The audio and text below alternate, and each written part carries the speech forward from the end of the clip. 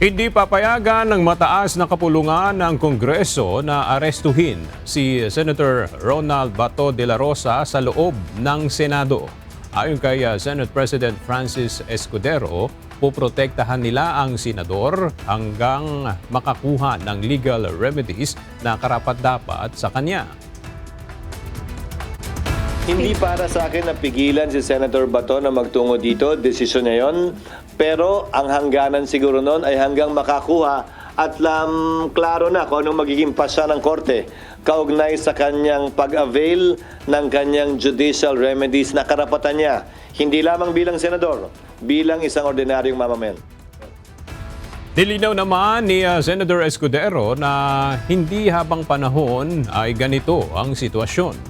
Anya, oras na magkaroon na ng desisyon ang mga isinampa nitong apela sa Supreme Court kontra sa posibleng arrest warrant ng International Criminal Court ay kailangan itong igaalang at ipatupad. Anumang desisyon ng Korte Suprema hindi binding sa ICC dahil wala namang jurisdiction ng ICC doon. Pero binding ang anumang magiging desisyon ng Korte Suprema, kunwari lang, sa mga opisyal ng pamahalaan.